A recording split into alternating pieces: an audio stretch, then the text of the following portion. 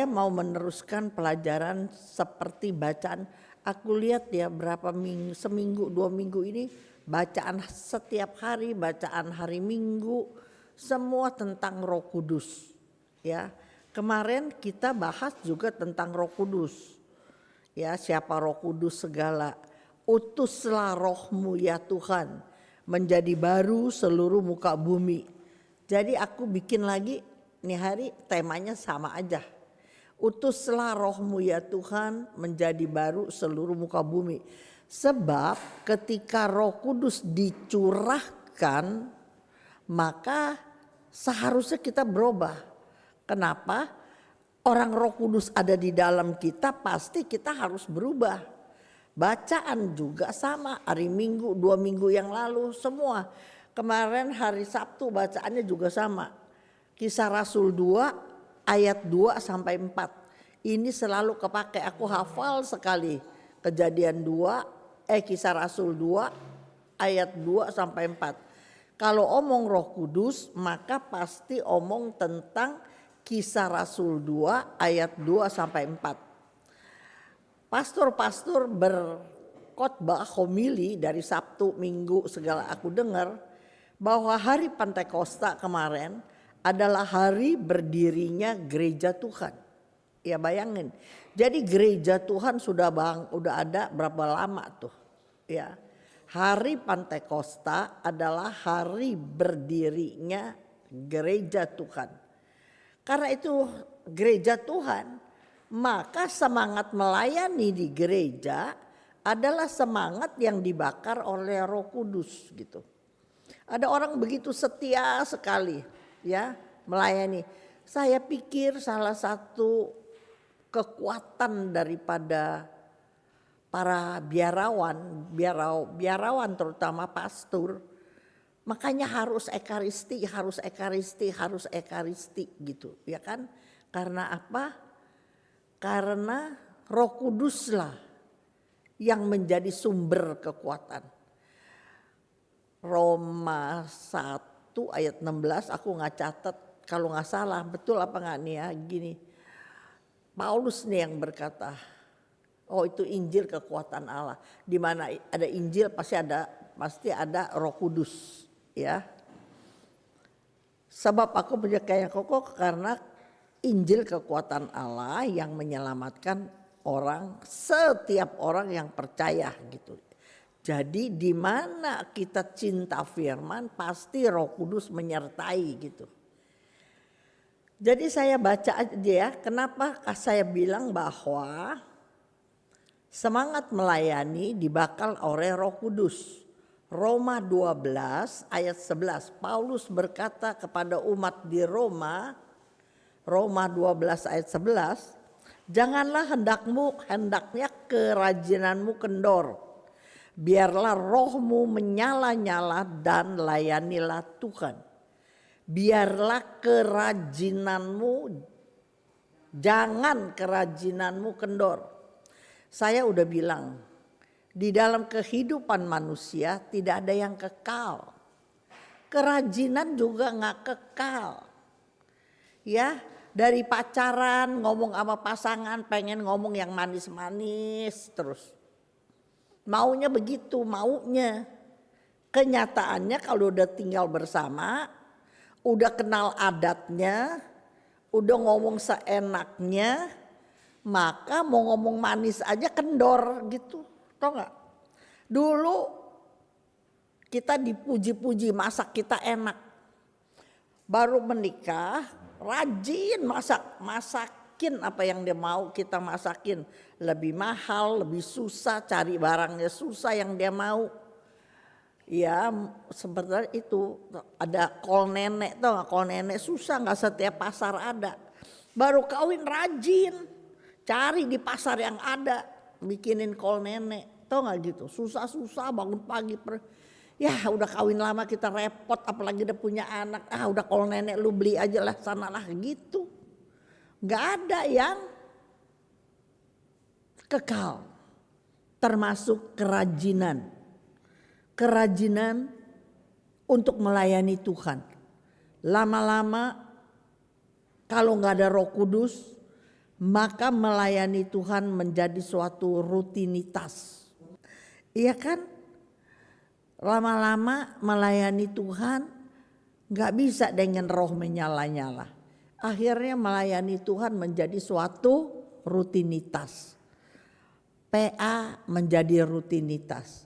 Makanya orang kalau baru diurapi Roh Kudus, pencurahan roh habis SHB, banyak yang datang. Ya banyak sekali. Coba 1 tahun 2 tahun udah tinggal berapa orang gitu. Ikut apa lagi? Ikut retret wanita bijak, pria sejati, apalagi tulang rusuk, waduh relasi diperbaiki. Tahan berapa lama aku mau tanya begitu. Kendor, lama-lama kendor. Semangat tuh kendor. Makanya dia bilang, hendaklah kerajinanmu jangan kendor. Biarlah rohmu menyala-nyala. Yang bikin menyala-nyala, yang bikin semangat itu apa? Roh Kudus. Ingat ya. Makanya relasi suami istri juga harus ada Roh Kudus. Kalau ada Yesus, ada firman, ada Roh Kudus. Ya, semangatnya ada terus.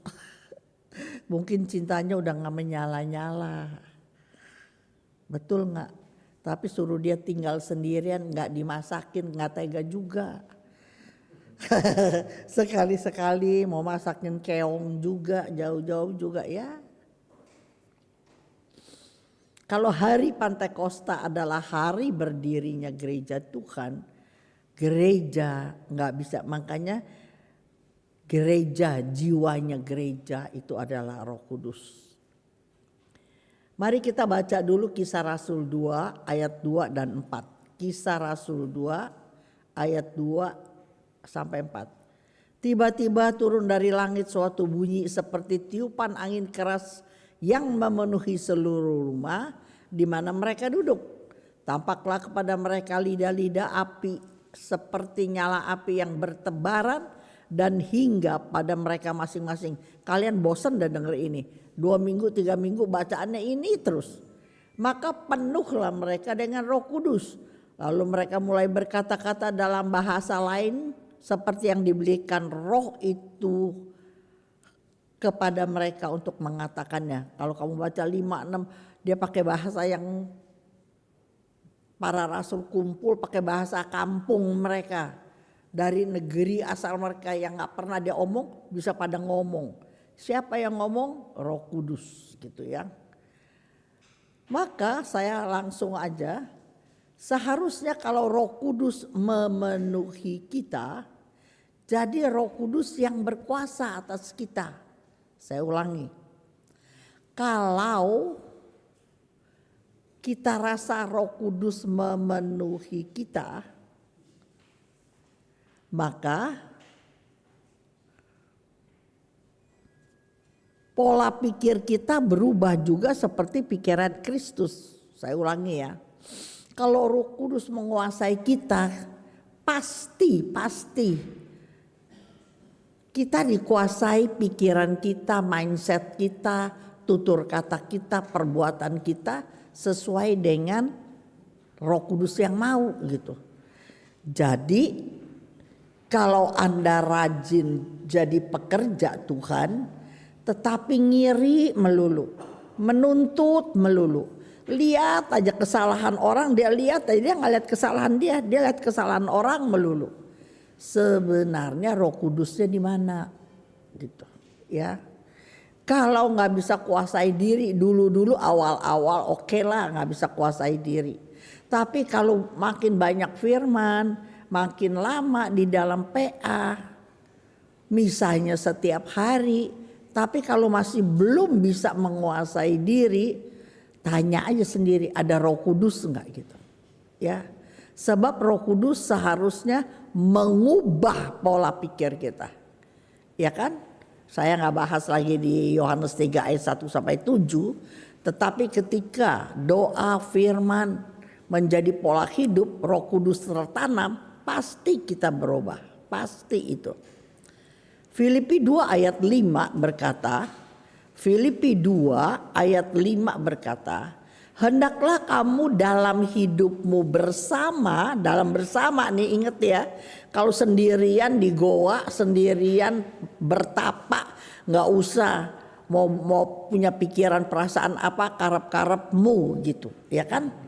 Tetapi kalau kamu hidup bersama dalam komunitas, dalam keluarga, di keluarga besar, ada ipar, ada mertua kali tinggal di dalam, ada siapa aja yang tinggal bersama nih dalam hidupmu bersama, menaruh pikiran dan perasaan yang terdapat juga dalam Kristus Yesus. Sebab kan ada ayat bilang nanti ya, saya tadi udah bikin tuh. Maka ada orang berantem mulu nih. Misalnya gini. Ini ada kata-kata seia sekata nih ya. Ntar saya ulang lagi. 1 Korintus 1 ayat 10 berkata. 1 Korintus 1 ayat 10 berkata. Tetapi aku menasehatkan kamu saudara-saudara. Baca deh semuanya. Kalau enggak cuma itu doang. Baca udah ada tuh. Bobby cepet sekarang. 2, 3. Tetapi aku menasehatkan kamu saudara-saudara demi nama Tuhan kita Yesus Kristus, supaya kamu seia sekata dan jangan ada perpecahan di antara kamu. Jangan ada perpecahan di antara kamu, tetapi sebaliknya supaya kamu erat bersatu dan sehati sepikir. Ngomong enak ya. Sehati sepikir. Dulu waktu pacaran kita merasa cocok sekali. Ngomongnya nyambung sekali. Kita mau apa dia bisa ngerti. Dia mau apa kita ngerti gitu. Sehati sepikir. Walaupun bukan di dalam Yesus nih. Tapi kenapa udah kawin cecehan mulut melulu ya? Padahal dia kita yang pilih. Nggak dikasih kita ngotot mau sama dia. Kenapa udah kawin? Kita merasa kesepian, nggak didengarkan. Kenapa tuh? Ya, sebab nggak gampang. Kalau saya mau bilang ya, ini kata-katanya bagus loh. Tetapi aku menasehatkan kamu saudara-saudara demi nama Yesus Kristus. Nah itu. Demi nama Yesus Kristus. Di dalam nama Yesus Kristus kita udah jadi satu. Demi nama Yesus Kristus kita udah ngerti bahwa dia berkorban bakal kita. Demi nama Yesus Kristus saya mau ngalah. Demi nama Yesus Kristus saya gak mau ngelawan firman Tuhan. Firman Tuhan bilang jangan pernah apa yang dipersatukan Tuhan diceraikan manusia. Jadi demi nama Yesus Kristus banyak orang tidak bercerai karena demi nama Yesus Kristus. Itu namanya sangkal diri. Dan kalau kamu lakukan itu Tuhan senang sekali. Kalau Tuhan senang, Tuhan akan turun memenuhi hati pikiran kita. Buka jalan atas segala pergumulan, masalah yang kita hadapi. Jadi demi nama Yesus Kristus, buang segala pikiran mau pisah. Buang pikiran mau balas dendam. Buang pikiran yang mau iri segala. Demi nama Yesus Kristus. Orang gak ada yang lihat. Orang gak ada yang tahu. Tetapi ketika kamu ambil keputusan untuk menderita demi nama Yesus, upahmu besar di surga. Percaya saya. Apa dong upahnya Ibu Cun? Nggak tahu. Dan juga bukan urusan kamu dan saya. Tapi Tuhan bilang, kalau kita sangkal diri, kita panggul salib demi nama Yesus. Yesus lihat, Roh Kudus lihat. Amsal 15 ayat 3 berkata bahwa mata Tuhan ada di mana-mana. Jadi kalau kita berbuat baik, kita berkorban demi nama Yesus. Tuhan tahu. Orang lain gak tahu. Orang lain gak lihat. Karena itu motivasi di dalam hati kita. Tapi kalau kita lakukan itu perlahan-lahan, lama-lama jadi kebiasaan. Ntar ada di situ aku kirim, aku bikin juga. Demi nama Yesus, kita seia sekata. Ya, seia sekata. Nah, ini juga pakai bahasa lainnya begini nih Dewi, bahasa lainnya.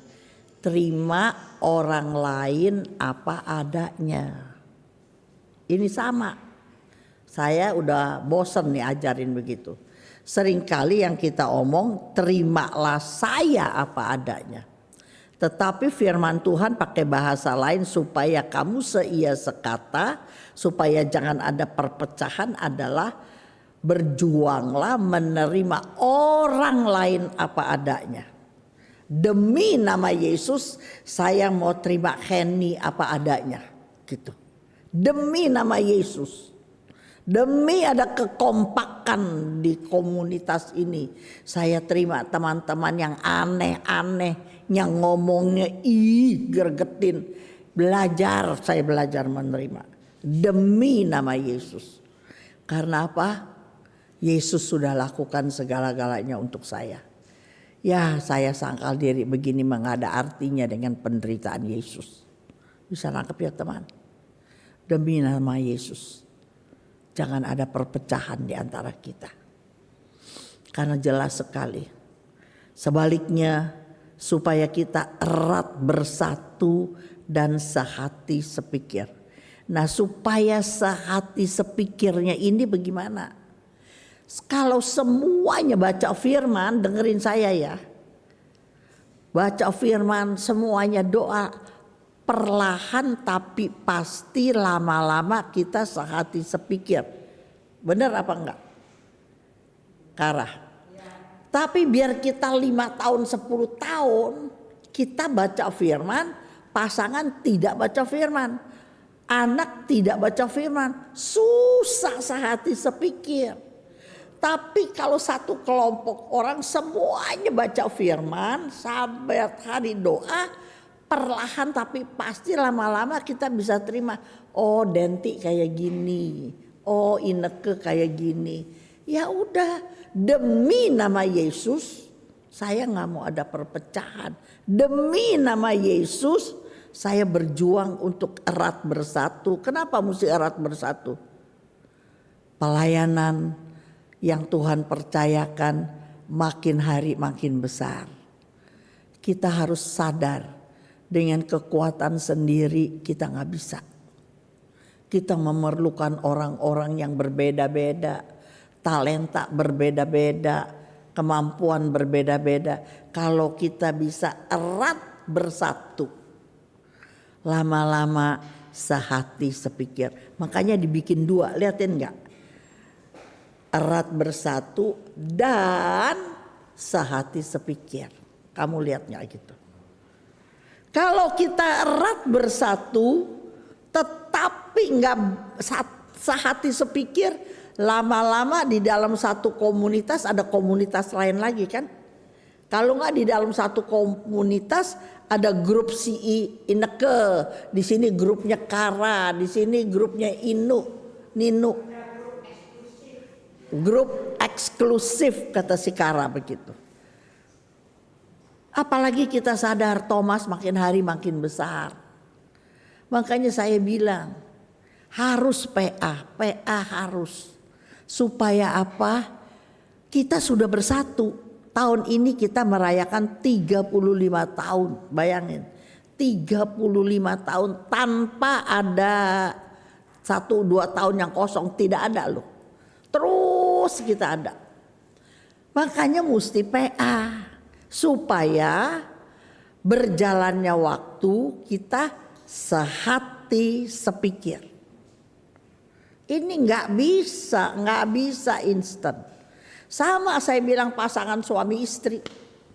Yang sono dari A, yang ujung dari B, semuanya lain. Terus sekarang mesti hidup, apa yang dipersatukan nggak bisa diceraikan. 50 tahun, 60 tahun kalau kasih. Lihat orang kita nonton juga bosan lihat muka dia terus. Ini 50 60 tahun dari mata melek sampai mata merem lihat muka dia melulu. Coba toh. Terus kita kagak diajar untuk menerima dia apa adanya. Coba bayar. Maka apa? Merana lah sepanjang hidup. Ya merana. Padahal Tuhan mau kita bahagia. Tapi kalau kita nggak sehati sepikir, mana bisa kita terima orang yang harus nggak boleh bercerai, terus puluhan tahun coba. Kalau kita belajar firman, tahu sehati sepikir, belajar menerima orang lain apa adanya, maka lama-lama kita bisa terima.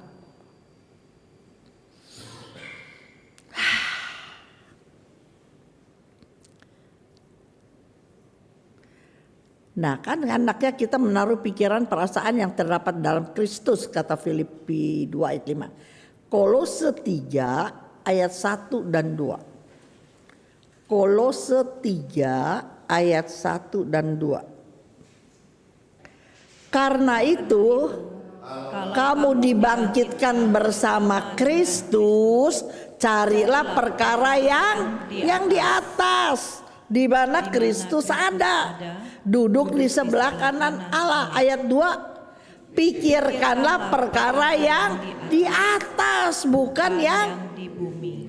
Kita banyakkan pikirin yang di mana? Yang di bumi. Malahan mikir hal-hal yang tidak perlu dipikir. Tulis, jangan bodoh gitu, tulisnya begitu.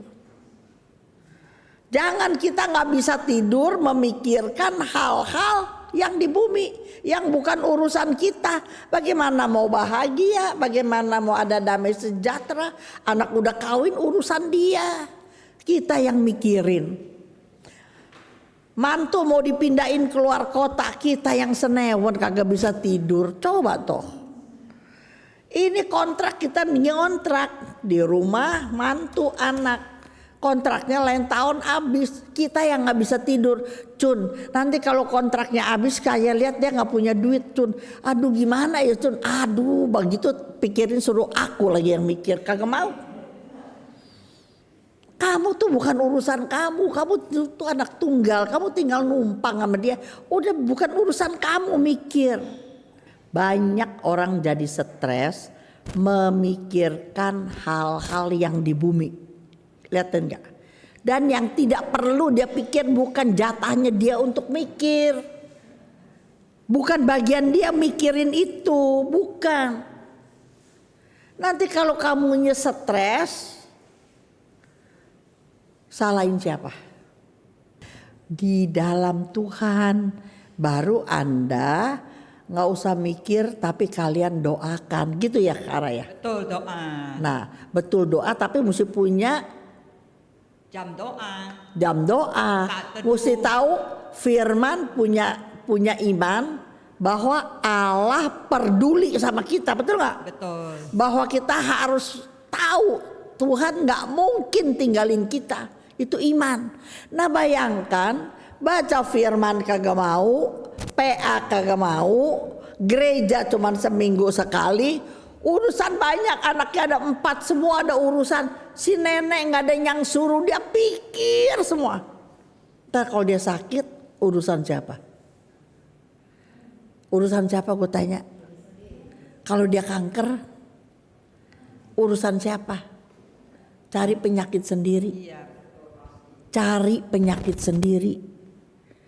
Itu bukan urusan kita. Nenek-nenek, nanti saya mau kasih tuh nanti. Saya mau bawa di mana nggak tahu tuh, lansia bahagia tuh. Entar. Gara-gara aku kasih di MKK gitu. Aku kasih di MKK ya Denti ada kali 200 lebih. Aku pagi-pagi mau pergi, aku mau ajak Edson mau. Papi aku tanya, mau ikut nggak pelayanan? Belum pernah loh aku kasih pelayanan dia mau ikut. Dia mau ikut. Jadi kita bertiga di depan. Ya papi ngomong sekali-sekali sama Edson gini-gini. Jadi heboh semuanya gitu. Ya jadi rame gitu. Mungkin gara-gara itu jadi gue diminta untuk lansia melulu. Di hari tua gitu ya. Itu tergantung Anda sendiri mau bahagia nggak bahagia. Banyak orang punya pasangannya di 100% disalahin pasangannya. 100% disalahin mertua yang nyampur.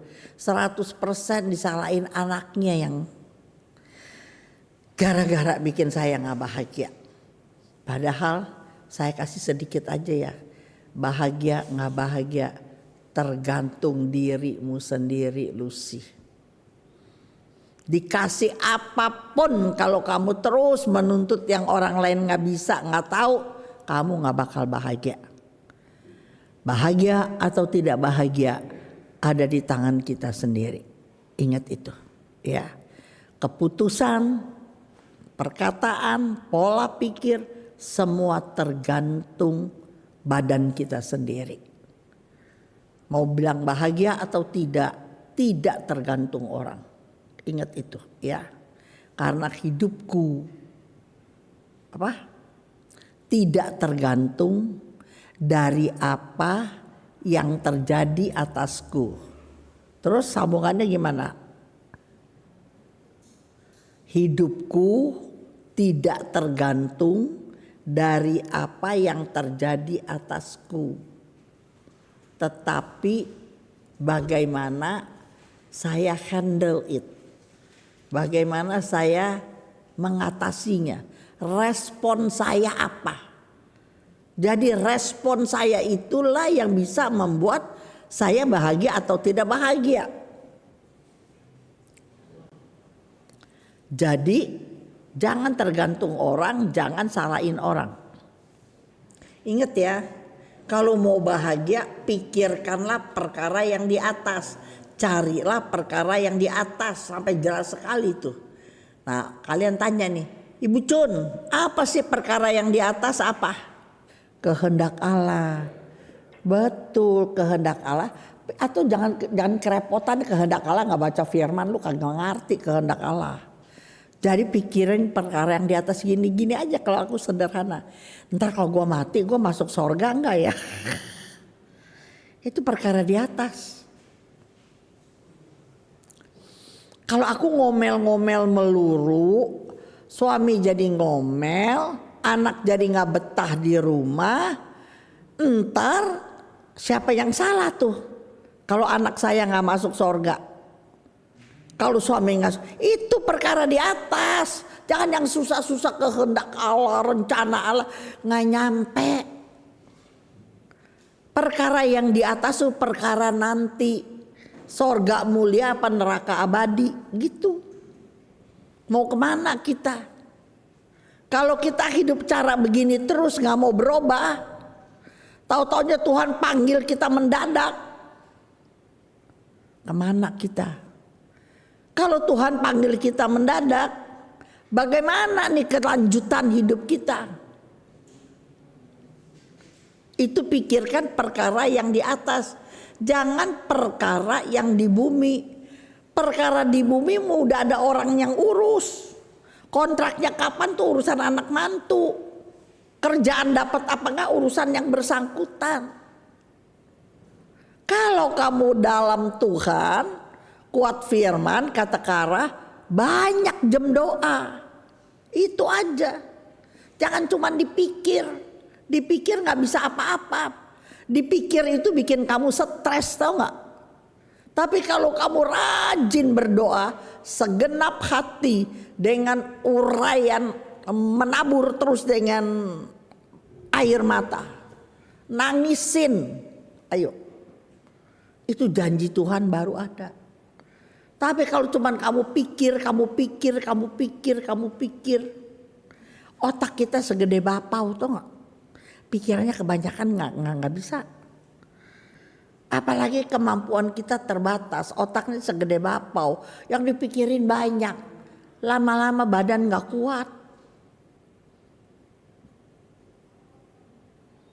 Roma 12 ayat 3 diulang lagi. 2, 3. berdasarkan kasih karunia yang dianugerahkan kepadaku, aku berkata kepada setiap orang di antara kamu. Ini siapa? Akunya siapa? Paulus dong. Paulus ngomong kepada umat di Roma hari. Jadi ini kan Paulus, kalau nggak ada Paulus dia kan udah banting tulang dari Saulus jadi Paulus. Jadi Paulus mesti banyak penderitaan yang dia alami. Minggu kemarin kan aku bahas itu. Jadi berdasarkan kasih karunia yang Tuhan berikan kepada Paulus, Paulus berkata kepada kita, janganlah kamu, ayo semuanya ngomong, 2, 3. Janganlah kita memikirkan hal-hal yang lebih tinggi daripada yang patut kita pikirkan. Tetapi hendaklah kita berpikir begitu rupa sehingga kita menguasai diri menurut ukuran iman yang dikaruniakan Allah kepada kita masing-masing. Jelas sekali ini ayat Roma 12 ayat 3. Jangan kita memikirkan hal-hal yang lebih tinggi daripada yang patut kita pikirkan. Bukan urusan kita, itu loh poinnya cuma itu. Bisa apa? Bukan urusan kita, terus kita bisa apa? Dipikir.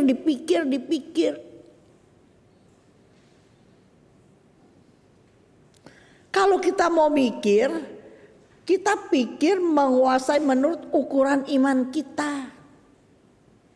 Saya udah ngomong tuh minggu kemarin juga. Di akhir kemarin seminar sehari, Ibu Cun saya nanya gak ke pelajaran. Saya nanya tapi Ibu Cun jangan marah apa. Ibu Cun kalau mendadak mati Edson siapa yang urus? Kalau Ibu Cun mati bagaimana tuh papi? Ya mana tahu, aku gak mau urus. Ngapain aku urus Edson ntar gimana? Kalau Tuhan tahu Edson enggak ada yang urus, dia mati dulu baru saya mati. Bisa nakal sih?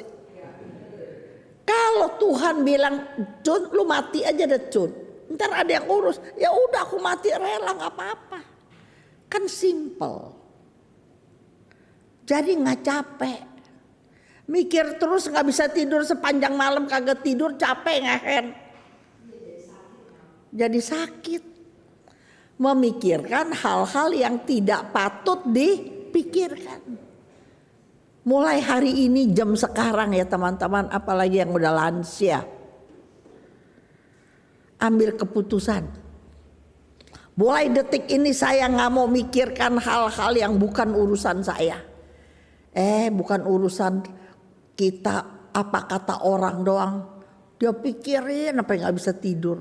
Wih bodoh banget itu. Hendaklah berpikir begitu rupa sehingga saya menguasai diri menurut ukuran iman yang dikaruniakan Allah kepada kita masing-masing. Jadi lain-lain. Mungkin pikiran saya begitu. Kalau Edsonnya kuat, kan kalian juga ada masalah kan? Kalau dia yang kuat, pasti ada diurusan. Kita mati nggak apa-apa. Tuhan bilang Tuhan akan mencukupi kok bagi orang. Makanya semuanya mesti firman Tuhan. Mesti andalkan Tuhan, jangan andalkan manusia. Andalkan manusia, kamu akan kecewa.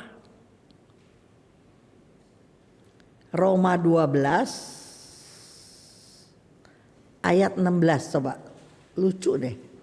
Roma 12 ayat 16. Mari kita baca, semua baca yang lihat layar ya. Lihat layar. Semua baca. 2, 3. Hendaklah kita sehati sepikir dalam hidup kita bersama. Sama gak sama tadi itu? Iya kan? Dalam bersama.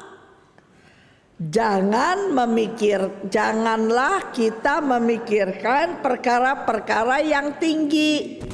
Tetapi arahkanlah dirimu kepada perkara-perkara yang sederhana. Janganlah menganggap dirimu, aku belum baca, tapi tadi aku bilang jangan bodoh, kan begitu. Jangan pikir kita pinter urusin semua urusan. Kalau yang bukan urusan kita nggak usah dipikirin. Dulu ya zaman sekian puluh tahun yang lalu, saya sama suami saya kan masih demen belajar di mana-mana. Ada satu ujian saya kalah loh sama papi, tau nggak? Padahal yang bertekun firman saya, papi cuman asal-asalan doang. Tapi waktu ujian saya bisa kalah sama dia.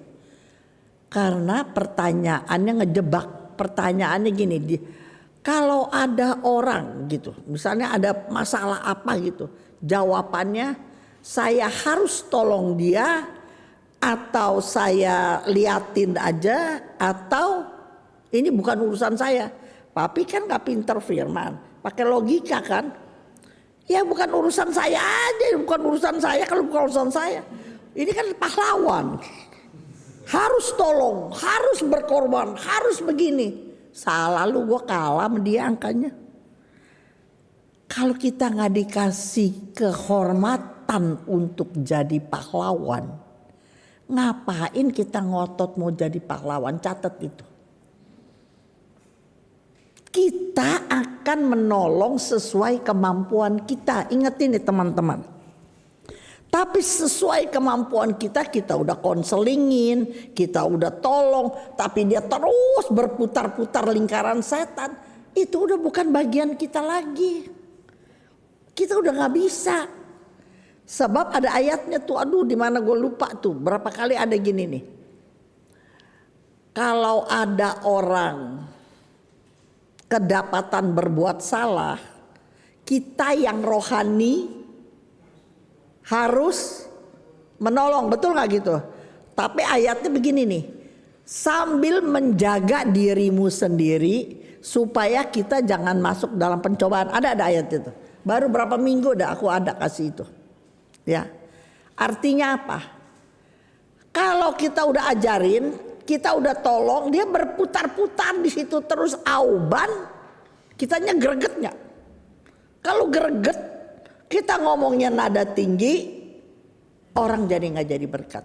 Ayo kita baca yuk Galatia 6 ayat 1, 2, 3. Saudara-saudara, kalaupun seorang kedapatan melakukan suatu pelanggaran, maka kita yang rohani harus memimpin orang itu ke jalan yang benar dalam roh yang lemah lembut. Itu bisa tuh kalau masih awal, bisa tuh ini kita ajarin, kita ngomongin dengan roh yang lemah lembut.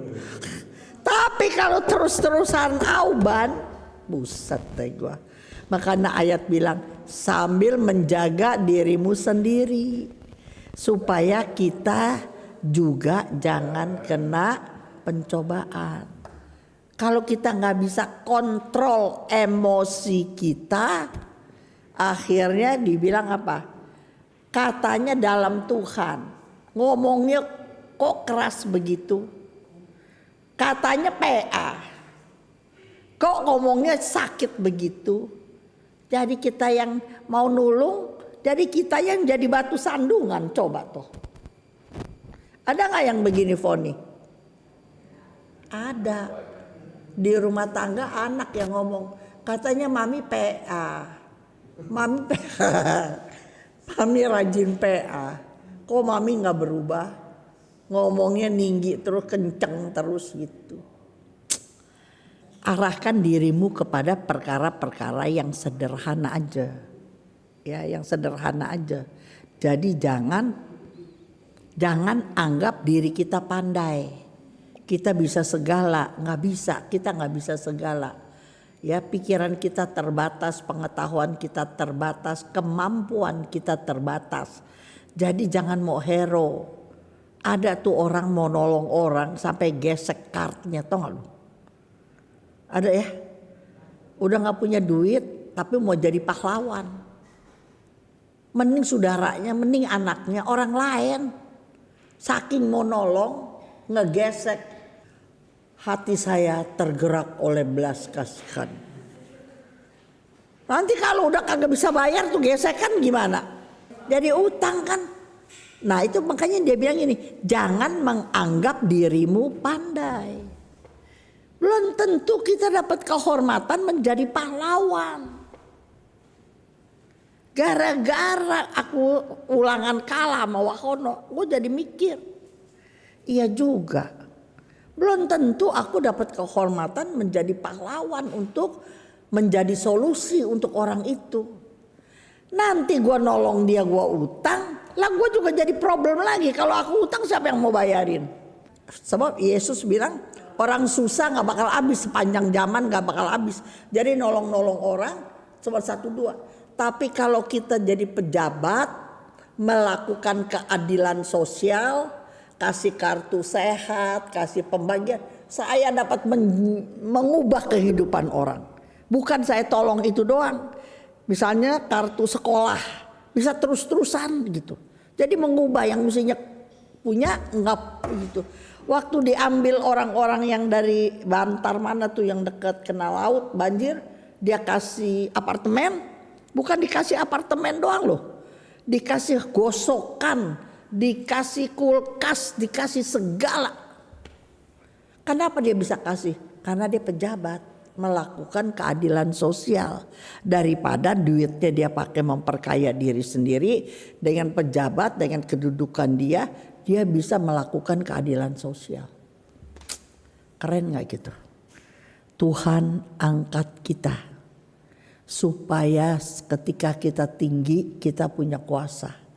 Ketika kita punya kuasa, maka di bawah kita ada massa. Kalau ada massa pasti ada dana. Kalau ada dana ada kuasa. Sekarang kuasa, dana, massa yang kita punya, kita pakai untuk apa? Untuk memperkaya diri kita dengan berbagai dalih, atau kita pakai itu untuk menolong banyak orang. Bisa lengkap ya. Jadi saya mau bilang sama kalian teman-teman, kalau kalian punya firman Tuhan yang kuat, entah kapan, terus bertekun sama firman Tuhan, satu hari engkau akan jadi pemimpin. Catat nih yang saya ngomong, kamu catat. Baca firman, lakukan tapi firman, lakukan. Nggak usah banyak-banyak, nggak usah yang besar-besar, yang kecil-kecil aja. Tapi lakukan dengan segenap hati, segenap jiwa, segenap akal budi dan segenap kekuatan. Nanti otoritas kamu tahu, kamu bisa dipercaya, kamu bisa diandalkan, kamu bisa jadi kerja, bisa diandalkan. Perlahan tapi pasti diangkat. Tuhan angkat kita melalui orang-orang menjadi otoritas. Tulis itu. Karena kata-katanya di firman, Tuhan akan mengangkat engkau. Tuhan membentuk engkau. Membentuk apa? Melalui siapa? Orang-orang yang jadi otoritas kita. Makanya jangan membentuk diri sendiri sampai saya hebat supaya saya diangkat. Kalau itu dengan kekuatan sendiri nggak tahan lama. Kenapa nggak tahan lama? Ketika apa yang kamu harapkan tidak kamu peroleh, kamu stres, bosen, lakukan ini nggak dapat, lakukan ini kagak bisa lagi seperti yang kamu harapkan. Tapi kalau Tuhan yang angkat kamu, Tuhan bentuk kamu. Dia bentuk dari sedikit demi sedikit, kata kitab suci. Satu hari engkau diangkat hal-hal yang tidak pernah engkau pikir.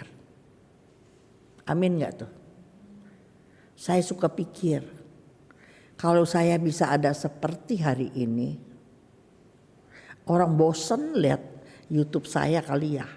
Saya gak tahu, saya pikir biasa-biasa aja. Saya bersyukur kenapa? Kan saya udah berulang-ulang saya cerita. Saya cuman hobi baca kitab suci. Bayangin ya, cuman gara-gara saya hobi baca kitab suci. Sedikit ayat yang saya tahu, tapi saya berjuang melakukannya gitu. Saya belajar bertekun sama firman, belajar. Tapi tahun demi tahun terus Tuhan angkat menggenapi janjinya. Sampai saya berani berkata di hari tua saya, Tuhan menggenapi segala janjinya dalam hidup saya. Saya mulai dari apa? Yang kecil-kecil. Semua kalian tahu saya orangnya kayak apa. Tahu-tahu saya diangkat, disuruh omong di sini, suruh omong di situ segala. Saya nggak pernah minta, saya nggak kenal orangnya.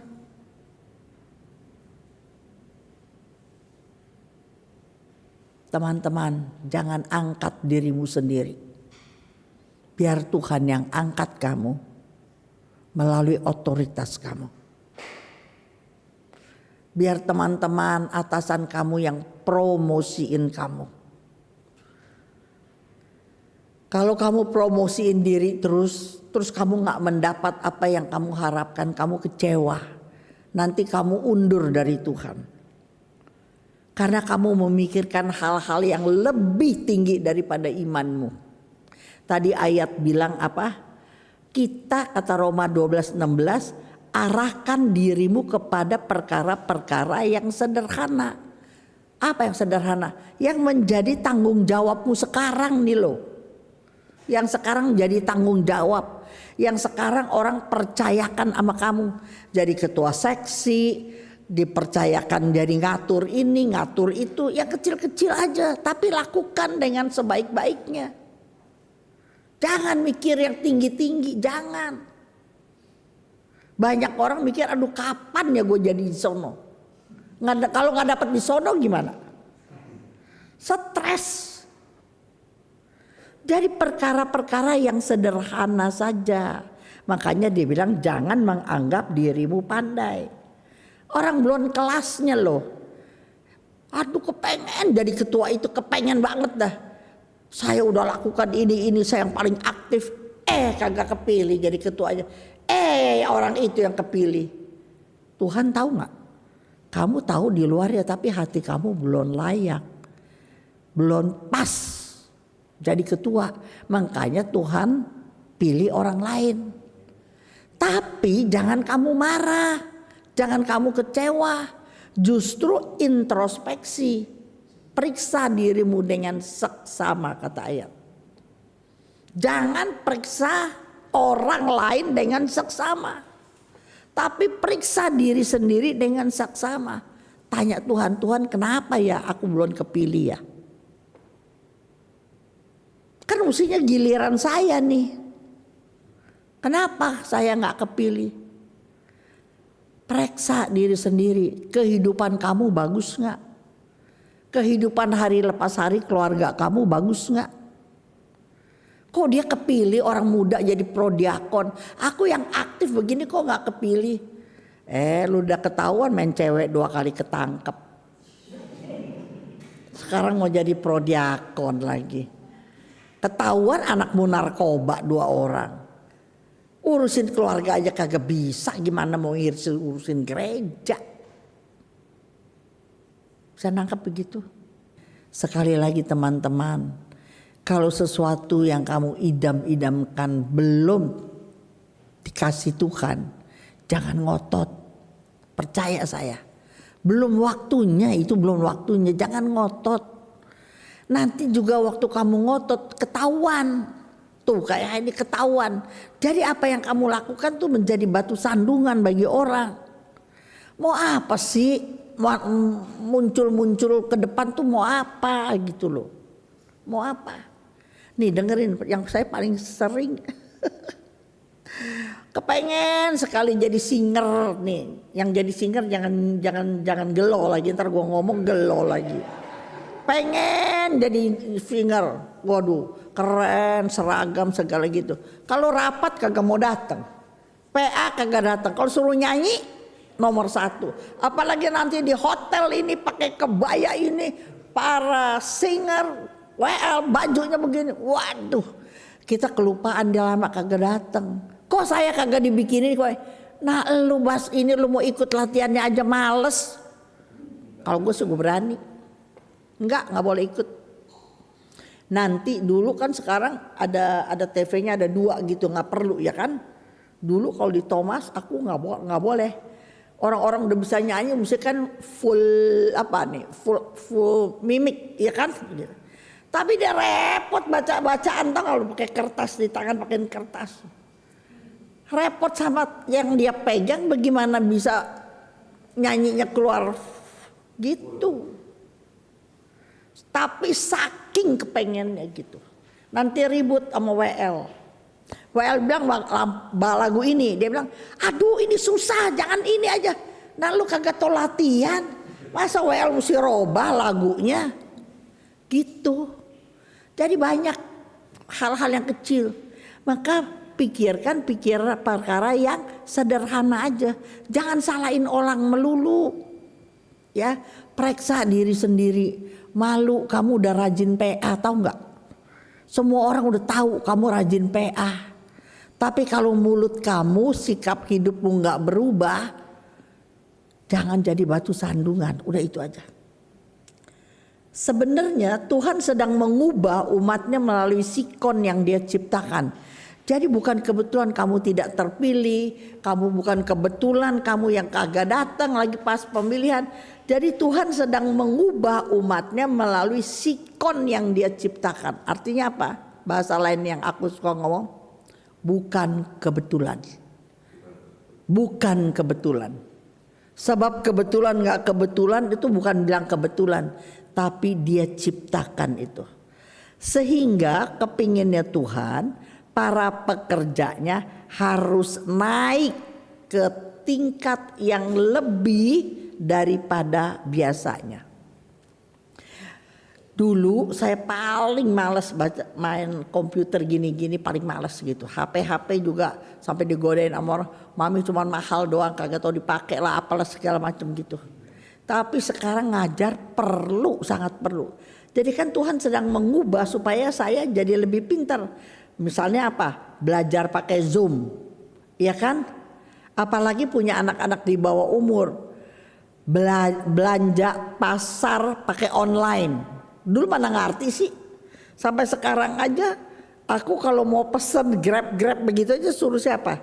Suruh si Iis tuh, suruh si itu. Nggak bisa, tapi kepaksa, mesti bisa gitu, ya kan? Dia punya, apalagi punya anak-anak di bawah umur. Si Edson aja yang udah tahu cacat, sekolahnya soalnya ada di HP. Aduh, gue emang nggak ngerti, udah waktu nggak ada waktu belajar begitu. Jadi inget ya, banyak pertanyaan mampu dijawab oleh Mbah Google, betul nggak? Saya habis makan nasi teri tuh ya di Danau Sampirian, kapan gitu, udah lama. Terus aku, Telaga Sampiran. Pulang aku ngomong sama Iis, tadi gue makan ini nih kayaknya begini gini. Besok cobain bikin. Sore-sore si Iis bilang gini, Bu, saya udah buka Google. Mau nasi terinya yang begini apa begini? Buset, keren juga di sini. Nih coba gini loh. Saya bersyukur sekali, saya cerita saya aja deh. Saya orangnya yang bukan mau nonjol gimana gitu maju. Kalian tahu lah pokoknya. Tapi Romo Yus mau jendela jiwa, saya yang dampingi. Janjinya 12 episode. Hari ini udah 174 atau 175.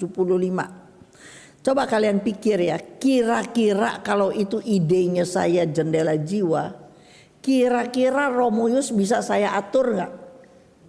Dia sangat super duper sibuk. Bisa gak dia pulang, orang-orang belum pulang tempat dia pergi, dia pulang Rabu pagi. Dia pulang Selasa malam dari luar negeri supaya bisa ada jendela jiwa. Kalau saya yang uber-uber keburu capek sama dia, telepon aja kagak tau disautin, WA gak tau dibales sama dia. Kalau sampai sekarang, Cun, lu keren Cun, saben gua buka ada lu melulu. Kalau nggak ada Romo Yus, masukin studio mahal nggak coba?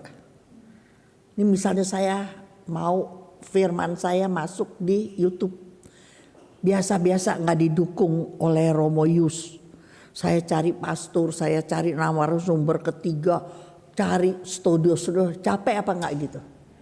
Capek emang, kagak ada gawe spesial mau nonjol begitu. Aku sih bukan begitu orangnya.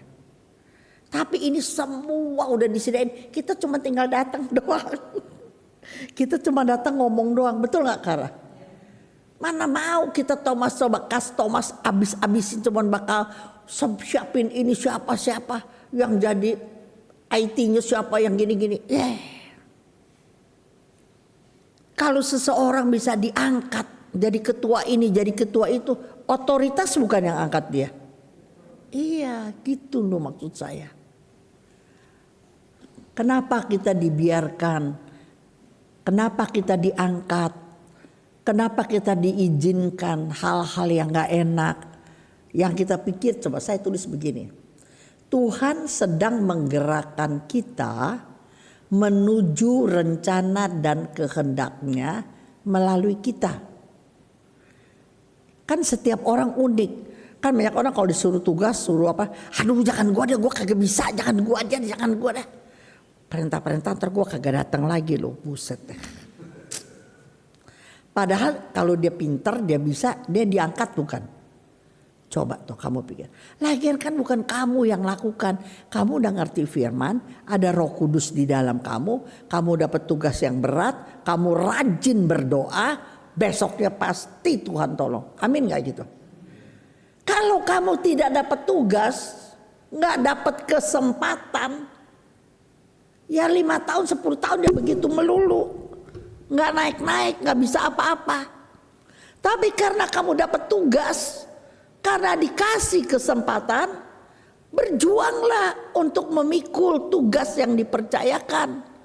Nanti satu hari ketika kita nengok ke belakang, ih keren ya, saya udah pernah begini begitu.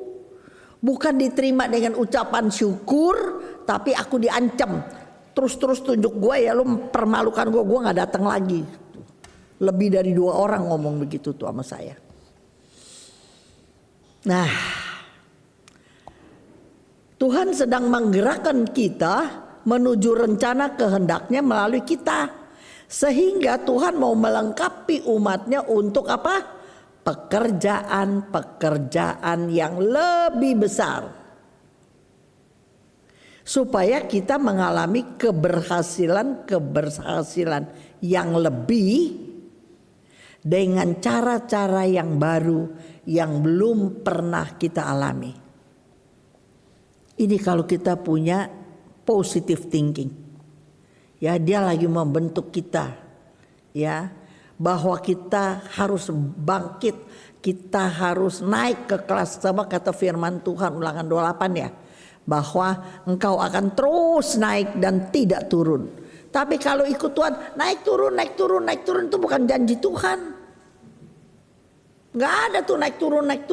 Janji Tuhan adalah engkau akan terus naik, walaupun pelan-pelan dia naik terus tapi tidak pernah turun gitu.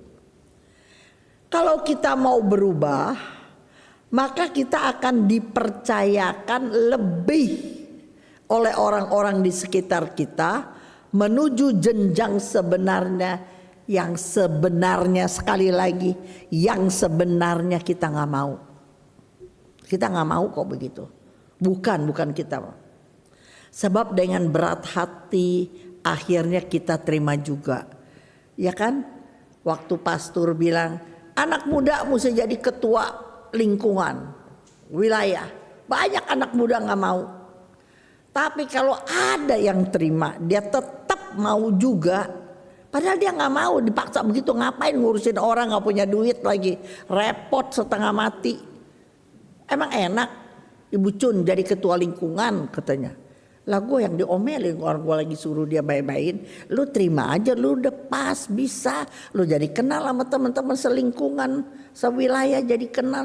Kerja yang bagus-bagus, sama nanti lama-lama Tuhan naikin.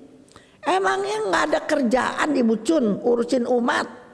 Bikin surat pindah, bikin surat mati, bikin surat kawin, tuh kerjaan semua. Kalau ada duitnya, buset deh. Mau bikin sama Tuhan omong begitu. Lu bisa selamat tuh ada darah Yesus. Ntar kalau gue ngomong begitu, Ibu Cun fanatik, ngomongnya firman melulu. Salah lagi, ya gue diam aja deh, gue manggut-manggut aja deh. Padahal kalau kita lakukan begitu untuk aktif di paroki, di lingkungan, itu bagian dari thanksgiving kita atas segala kasih karunia Allah, bukan? Iya, positifnya nggak ditangkap. Tapi yang dia lihat apa? Negatifnya doang. Yang dia lihat pengorbanan yang harus dia kasih dalam melayani. Emangnya kalau kamu nggak jadi ketua lingkungan, orang lain yang jadi ketua lingkungan, apa orang lain tidak melakukan apa yang kamu takutkan? Sama kan? Kalau ada yang mau, kenapa kamu nggak mau?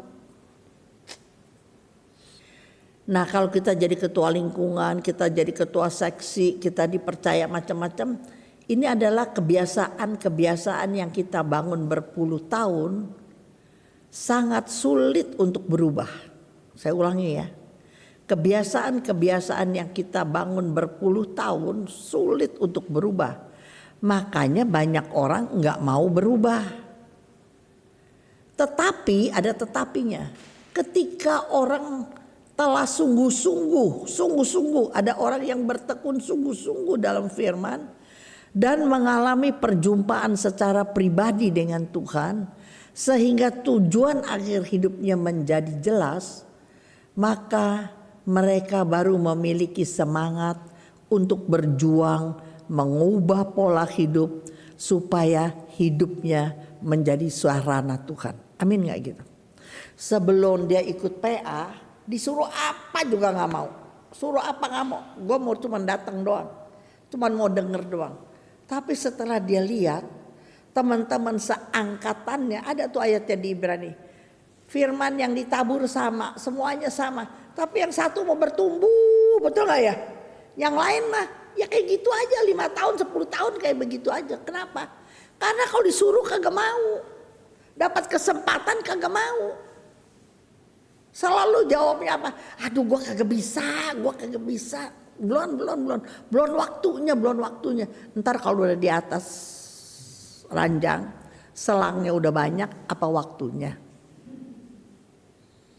Kan gue nggak berani gituin sih, kagak berani. Oh aja udah dah. Baru ketika dia terus firman ditabur, makanya saya bilang paling penting orang dapat firman. Maka saya selalu dorong teman-teman yang mau buka PA, buka biar 5 orang, 3 orang buka PA. Ya saya nggak mau kamu dipermalukan, apalagi Tuhan. Tuhan nggak bakal kirim orang yang lebih dari kamu, nggak bakalan. Kalau kita jadi ketua PA atau sama-sama terus kita dipermalukan, kita kan kapok. Tuhan gak begitu. Udah bagus Tuhan kita mau kerja di ladang dia. Pasti dalam pelayanan kita diteguhkan, kita dihibur. Bukan orang lain saja. Saya selalu cerita. Orang-orang suka bersyukur waktu saya buka rumah saya 35 tahun yang lalu, anak-anak orang tuanya yang dari luar pulau saya dibawain makanan. Kalau dia datang ke Jakarta bertandang ke rumah saya, Ibu Cun thank you ya anak saya udah dapat komunitas Thomas. Kalau nggak pergaulannya saya risau begini-begini, kota Jakarta metropolitan, semua bilang sama saya thank you. Sebenarnya saya yang lebih thank you gitu. Karena apa? Karena saya punya Edson. Saya gak mungkin pergi ke PD orang lain. Gak mungkin bawa Edson yang nyaut-nyaut seenaknya. Mau apa seenaknya. Tapi karena di rumah sendiri, Edson bisa jadi seperti hari ini. Orang-orang yang datang ke Thomas selama 15 tahun harus terima. Kalau lagi bawa firman dia ketawa seenaknya. Dia komplain seenaknya. Dan itu membentuk Edson hari ini. Saya pikir apa beda Edson dengan anak-anak cacat ganda yang lain. Edson gak minder dengan kecacatannya. Dia berani ngomong. Itu dari mana? Karena saya berani buka PD PA di rumah 15 tahun. Ada resiko gak? Ada resiko. Bukan orang terima kasih, sebenarnya saya berterima kasih mereka mau datang. Bisa nangkep gak begini?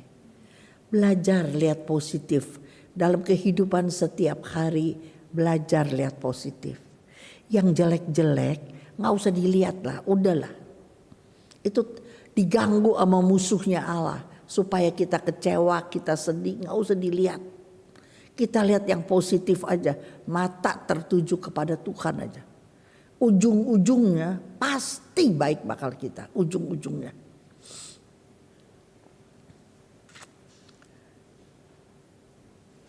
Nah gini ya. Jadi kapan kita berubah? Kalau kita sungguh-sungguh bertekun sama firman. Atau kita mengalami perjumpaan dengan dia secara pribadi. Gitu. Sampai akhirnya kita tahu. Oh hidup kita begini ya. Tujuan Tuhan ciptakan kita begini ya. Kalau kita bisa nangkep itu. Maka kita punya semangat untuk mengubah pola hidup kita. Kenapa kita mau mengubah? Supaya kita dipakai Tuhan menjadi sarana Tuhan. Amin gak? Mau gak dipakai Tuhan? Semua mau. Tapi kalau dengan apa yang kita punya, kita yang bisa, kan cuma minim sekali. Kapan jadi banyak? Dengan pengalaman. Pengalaman. Disuruh jadi ini, disuruh jadi ini, dipercaya. Lakukan dengan baik. Maka perlahan tapi pasti kita mendapat kepercayaan dari teman-teman, dari otoritas untuk suatu perkara yang lebih besar. Yang tadinya kita gak pernah mikir gitu. Tetapi untuk mengubah menjadi kebiasaan yang baru sesuai firman yang ditekuni pasti membutuhkan banyak pengorbanan. Buang waktu, buang tenaga, pengorbanan duit, harga diri itu. Apalagi perasaan dan harga diri kita. Dengan kekuatan sendiri kita pasti gak mungkin gak sanggup. Kita membutuhkan Roh Kudus menolong kita. Supaya mampu kita diubah menjadi sarananya. Membawa banyak orang bagi kerajaan Allah.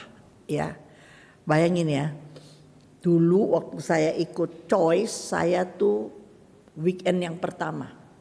Waktu saya ikut Choice. Sebelum Choice MA. Saya nomor 200 sekian apa 100 sekian saya lupa. Waktu mau pergi MA, dengerin nih banyak orang MA nih ya. Suamiku tuh ya katanya terpaksa itu kita di hotel kalau gak salah. Ada kolam renangnya. Udah jalan jauh mau masuk tol. Suami saya mau pulang. Kenapa? Mau ambil celana berenang dulu. Oh iya benar-benar. Jadi teman barengannya tuh yang Tomang. Iya. Wono. Kita bawa celana berenang. Gue juga gak bawa. Pulanglah kita yang orang Tomang ini 2 mobil. Kenapa? Cuman mau ambil celana berenang. Kenapa? Nanti kalau acaranya kagak enak kita berenang aja gitu. Coba lo. Itu jadi pulang lagi bawa celana berenang. Tapi pulang dari weekend malamnya kita ribut lagi, kalau pengen pulang pintu dikunci nggak taunya nggak bisa pulang. Udah pokoknya waktu pulang Wahono, bukan saya loh, Wahono bisa dapat 12 pasutrik yang mau ikut ME dan itu menjadi rekor. Kenapa? Banyak orang dapat kebahagiaan, nggak bisa bersaksi kan? Tapi Wahono kan pintar ngomong orangnya. Jadi diajakin si A si B 12 langsung masuk diterima. Sama gak kalau sekarang? Kalau mau ikut Tuhan banyak pengorbanan. Banyak sangkal diri. Ya. Tapi kalau kita bisa mengubah diri kita. Di mana ayatnya? Sebab kita harus menjadi imitator of God. Di mana ayatnya? Efesus 5 ayat 1. Sebab itu jadilah penurut Allah. Saya gak mau ulang lagi. Bahasa Indonesianya gak bagus, gak enak gitu. Gak ngerti penurut Allah kan artinya kan orang yang taat kepada firman Tuhan gitu. Ya kan? Menurut Allah, menurut firman Allah sampai apa? Bahasa Inggrisnya ngomong dampaknya. Sampai kita menjadi imitator of God. Nah gitu. Tapi kan nggak mungkin, dengan kekuatan sendiri kita tidak mungkin, ya kan? Harus dengan pertolongan Roh Kudus. Kisah Rasul 19 ayat 2 berkata, 2-3, katanya kepada mereka, sudahkah kita menerima Roh Kudus ketika kita menjadi percaya?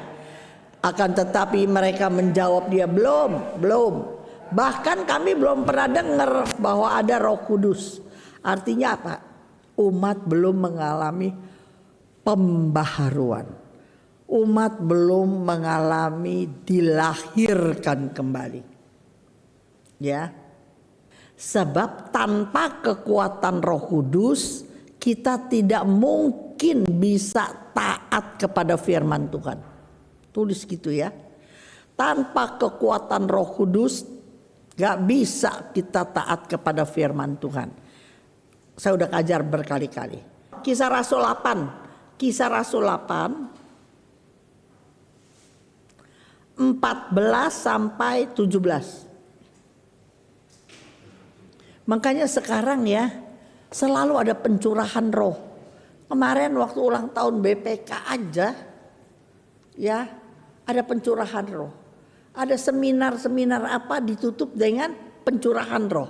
Sekarang di mana-mana aku lihat pengajaran apa ditutup dengan pencurahan roh. Sebab kenapa mesti orang kepenuhan Roh Kudus? Tanpa ada Roh Kudus kita nggak bisa lakukan apa yang Tuhan perintahkan. Kisah Rasul 8 ayat 14 sampai 18. Ayo kita baca pelan-pelan. 2, 3. Ketika rasul-rasul di Yerusalem mendengar Maria telah menerima firman Allah, mereka mengutus Petrus dan Yohanes ke situ. terus Setibanya di situ, kedua rasul itu berdoa supaya orang-orang Samaria itu beroleh Roh Kudus. terus Sebab Roh Kudus belum turun di atas seorang pun di antara mereka, karena mereka hanya dibaptis dalam nama Tuhan Yesus. 17. Kemudian keduanya menumpangkan tangan di atas mereka, lalu mereka menerima Roh Kudus. Iya. Jadi Roh Kudus bukan semata, dengerin saya dulu nih. Roh Kudus, kita kepenuhan Roh Kudus bukan semata-mata kita bisa bahasa roh. Tulis itu, tulis. Kan orang bilang saya kepengen bahasa roh supaya kelihatan saya kepenuhan Roh Kudus. Dengerin nih.